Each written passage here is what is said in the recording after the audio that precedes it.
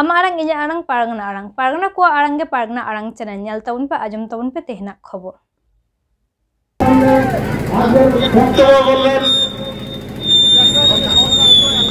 বক্তব্য বললেন আমাদের ভারত জাকাত মাঝি পারগানা মহলের পশ্চিমবঙ্গ তথা রাজ্যের পারগানা বাবা মাননীয় বিজয় চন্দ্র সরেন। ভারত জাকাত মাঝি পারগানা মহল জিতকর, ভারত জাকাত মাঝি পারগানা মহল জিতকর, ভারত জাকাত মাঝি পারগানা মহলের বিজয় মিশন দিকে দিকে ছড়িয়ে দিন। ভারত জাকাত মাঝি পারগানা মহলের বিজয় মিশন দিকে দিকে ছড়িয়ে দিন। ভারত জাকাত মাঝি পারগানা মহলের প্রতিষ্ঠিত স্বর্গীয় নিত্যানন্দ হেমব্রম জয় হিন্দ। ভারত জাকাত মাঝি পারগানা মহলের প্রতিষ্ঠিত ভারত জাকাত মাঝি পারগানা মহলের প্রতিষ্ঠিত বিলক্ষণ ইঞ্জিনিয়ার নিত্যানন্দ হেমব্রম জয় হিন্দ।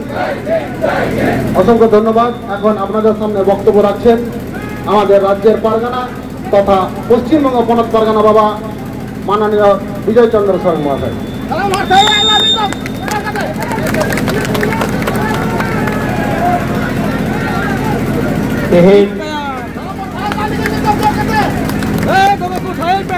तेहेज आबरेन खेरवाल रेन मनान मजी बाबा तको साव सावते मजी बाबा रेन सपक तिको उना सावते आबरेन गो बाबा तको बुइहा मिश्रा को जुवन कोड़ा कुड़ी को सिकरिया को सुसरिया को सावता दरदिया को माचेत को माचेतनी को आबोर हेक सेटेराकान सानाम को जो होल जोहार याम चालाबन काना तेहेज नोडे आबो लोलो सेतोंग रहो आबो नोडे हेक कते आबो आबो उसुत बेजार मन उदुर दाया काना नोआ लगी अडी आइमा साना होय के माबोना आदो तेहेज आबो चिदा बन हेय काना नोआ हबन बुझ दाया नोडे तेहेज बन हेय काना नोआ पूर्वस्थली थाना रे जाय दो काना आईसी इंस्पेक्टर इंचार्ज আর যাই তো হয়ে কানাই মেজো বাবা মাংমা কবিতাই কানা সুভাষ চন্দ্র পাল এই দুইজনের যোগসূত্রে তারা জমি ব্যবসায়ীদের সঙ্গে যোগসূত্র করে তারা জমিদার আদিবাসীদের কেড়ে নেওয়ার জন্য প্রচেষ্টায় লেগে আছেন।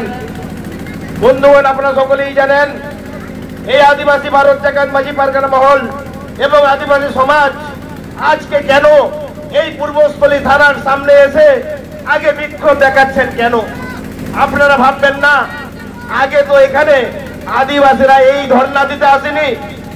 আমি এখানকার আইসি অর্থাৎ ইন্সপেক্টর ইনচার্জ এবং মেজবাবুকে হুঁশিয়ারি দিতে চাই আপনারা যেটা করতে চলেছেন এটা কিন্তু আমরা মেনে নিতে পারছি না।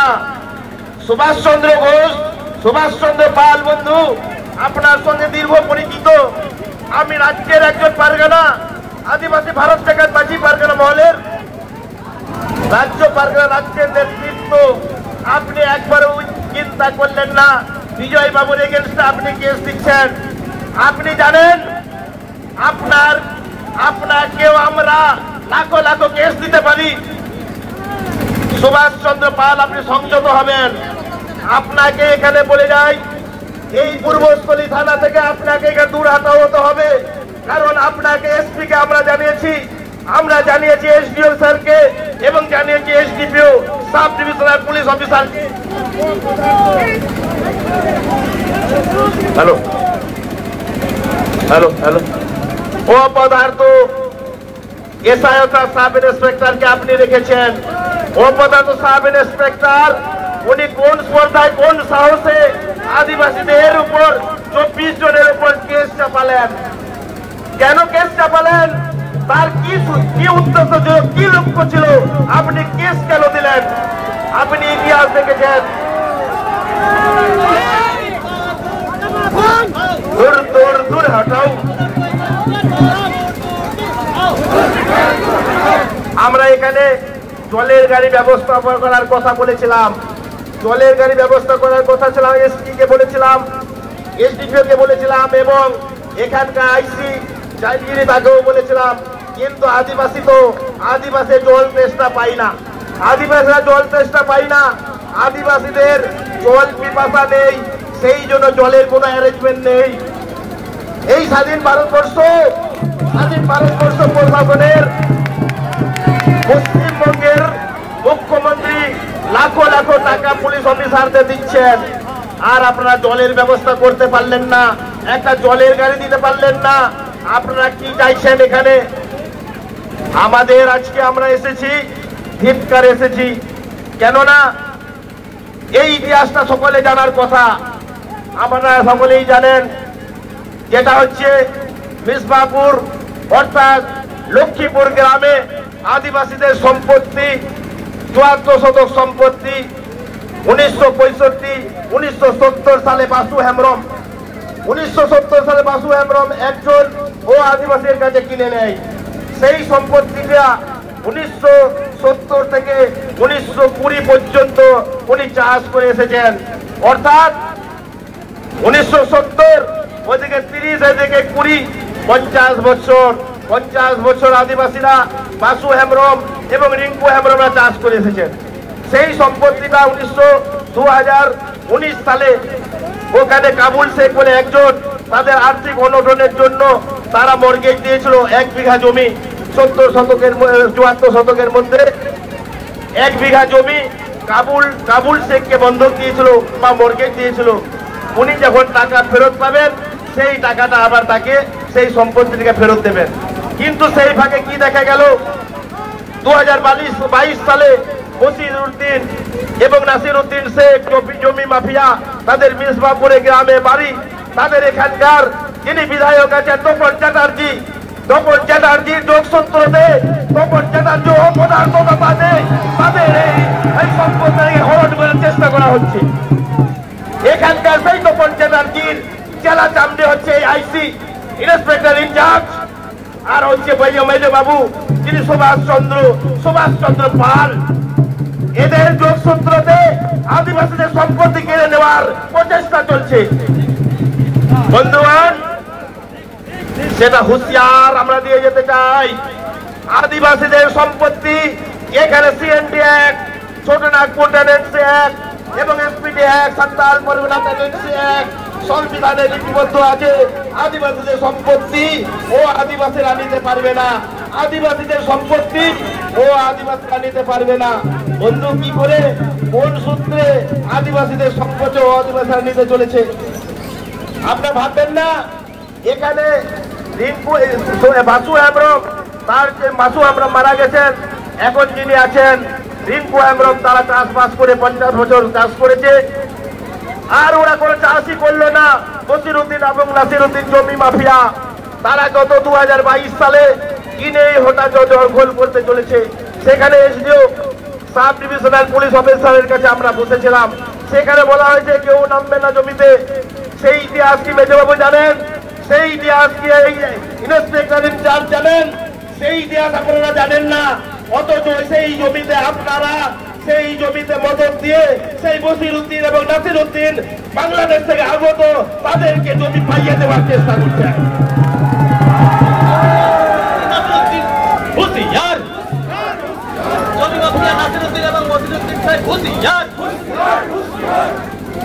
এবার কি বলা হয়, আপনারা এটা ভাববেন না 2022 সালে যখন সাব ডিভিশনাল পুলিশ ওএসপি অফিসে যখন আমরা বসি, সেখানে কি স্বার্থ ছিল? এখানকার যিনি বিধায়ক আপনারা সকলেই চেনেন, এখানকার যিনি বিধায়ক তপন চ্যাটার্জি, সেই তপন চ্যাটার্জি এসডি অফিসে কেন গিয়েছিল, কি কারণে গিয়েছিল, তার কৈফিয়ত আমরা চাইব। আমরা এখানকার সিএ পশ্চিমবঙ্গ গভর্নমেন্টের, পশ্চিমবঙ্গ সরকার মহামাটি সরকার, তার কাছে আমরা দরবার করব, তার কাছে আমরা আবেদন করব। এখানকার আপনার যে বিধায়ক আছেন তপন চ্যাটার্জি, তিনি জমি মাফিয়া হয়ে জমিদের মাফিয়া আদিবাসীদের জমি সম্পত্তি কেড়ে নেওয়ার জন্য উনি উৎপর লেগেছেন। এখানকার মন্ত্রী যিনি আছেন স্বপন দেবনাথ, তার সঙ্গে আমার কথা হয়েছে। স্যার দেখুন আদিবাসীদের সম্পত্তি কিভাবে আদিবাসীরা লুণ্ঠন করতে লুট করতে চলেছে। দেখুন আমাদের দেবনাথ বাবু বলেছেন, দেবনাথ বাবু যথাযথ জেন্টলম্যান ব্যক্তি, উনি বলেছেন আমি দেখবো সেই সম্পত্তি কোন রকম ভাবে আদিবাসী সম্পত্তি ও আদিবাসীরা নিতে পারবে না, কোন রকম ভাবে সেটা যাবে না। আর এখানকার পুলিশ এখানে আমাদের গেট দিয়ে আটকে রেখেছেন, ভাবছেন আদিবাসীরা বোকা, আদিবাসী এরা কালো চামড়ার মানুষ, এদের এই গেটের বাইরে আপনারা দাঁড় করে রেখেছেন। আপনারা পারবেন যদি আমরা একে ঠেলে ঢুকে যাই, আপনারা আটকাতে পারবেন?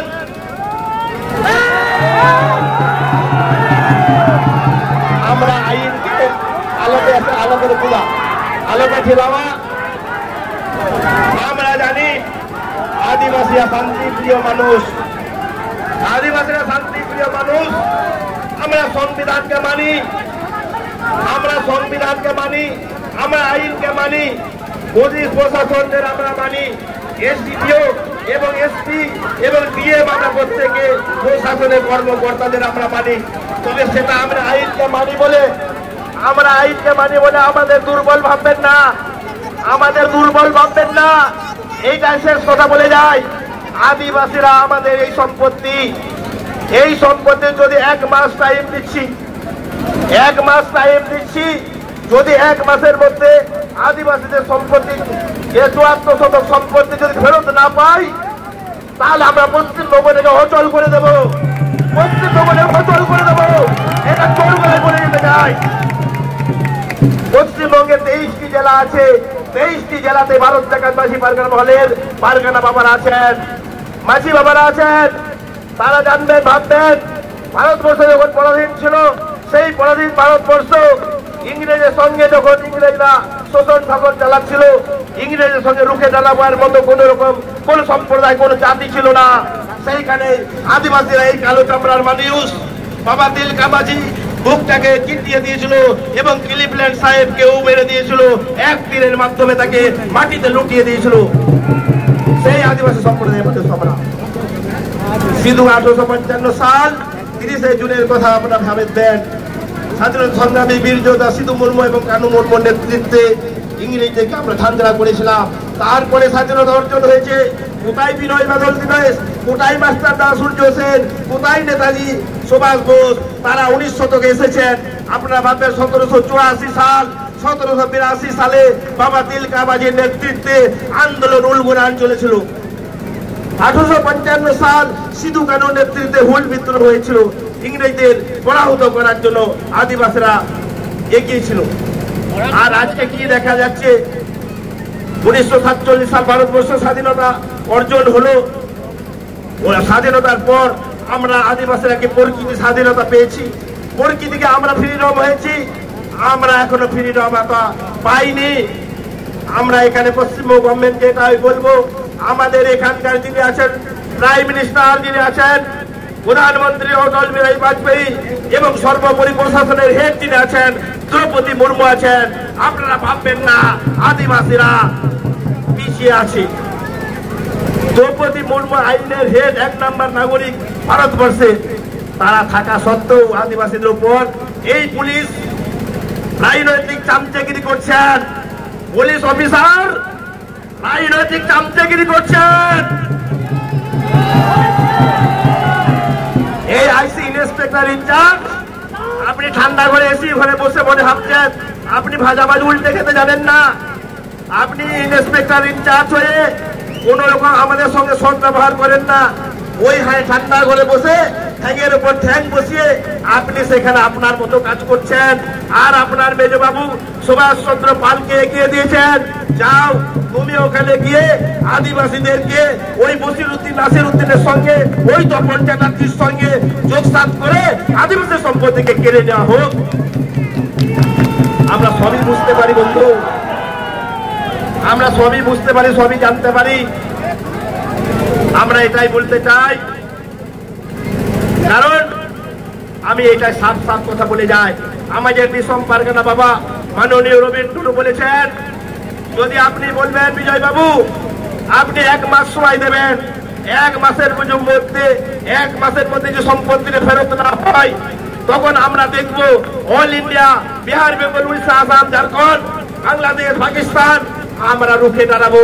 আমরা দেখিয়ে দেবো আদিবাসীদের দ্বিতীয় হুল করতে বাধ্য করাবেন না, আদিবাসীদের দ্বিতীয় হুল যুদ্ধ করতে বাধ্য করাবেন না। এখানকার আইসি কিনা আমি আগের দিন বলছিলাম এসডিপিও স্যারকে, এসডিপিও অর্থাৎ সাব ডিভিশনাল পুলিশ অফিসারকে বলেছিলাম, আমাকে ডেকেছিলেন। আমি বললাম দেখুন স্যার, আপনার অধীনস্থ যে ইন্সপেক্টর আছে, ইন্সপেক্টর ইনচার্জ, উনি কিনা বলেন চপ্পলটা বা আপনার জুতোটা বাইরে থেকে রেখে উনার মন্দিরে যেতে হবে। উনি কি মন্দিরের পুজো দিতে হবে? উনি আইসিকে আমরা পুজো দেবো? আমি এটা বলে দিয়েছি, এই আদিবাসী সম্প্রদায়ের মানুষ এবং আদিবাসী সম্প্রদায়ের মানুষ এই পূর্বস্থলীর মানুষ যখন আসবে কোনো চপ্পল খুলবে না। উনি যদি চপ্পল পরে জুতো পরে পরে থাকে, আপনারা জুতো পরে পরবো ঢুকবে, কারণ আমরা এই কথাটা বলেছি। কারণ এখানকার আগের দিন আমি এসেছিলাম, এখানকার সিভিক বন্ধুরা ভেবেছে আমরা পুলিশ হয়ে গেছি। বন্ধু, সিভিক বন্ধুদেরকে এটা বলতে চাই, আপনার যতটুকু ক্ষমতা ততটুকু প্রয়োগ করার চেষ্টা করবেন।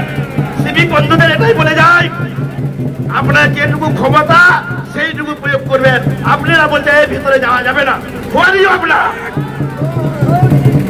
একটা থানাতে ঢোকা যাবে না, কাল সরকার কে বলেছে ওটা?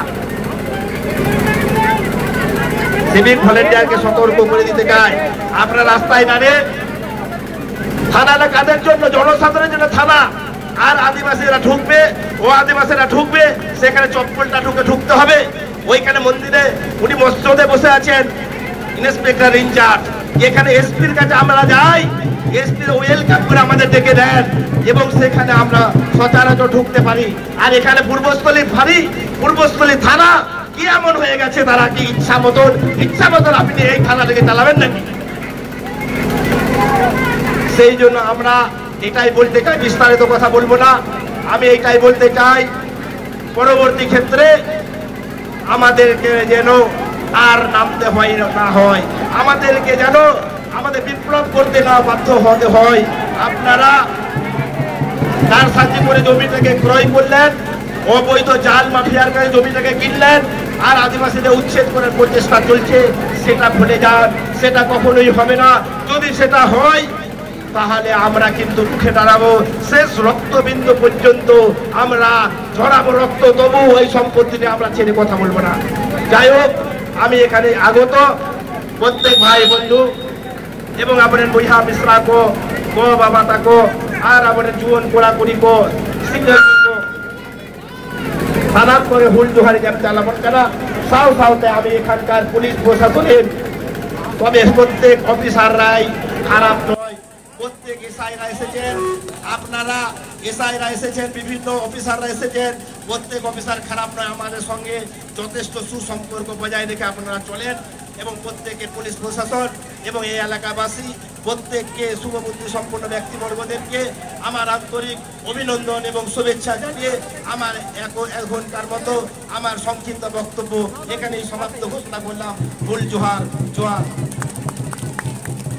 এটি ছাড়াও অসংখ্য ধন্যবাদ আমাদের রাজ্যের পারগানা অর্থাৎ কোনাত পারগানা বাবা মাননীয় বিজয় চন্দ্র সরেন, উনি ওনার মূল্যবান বক্তব্য দিলেন। आमा आरंग इᱧ आरंग पारगना को आरंग पारगना आरंग चैनल नोडे मुचाद केदा सानाम कोगे जोहार।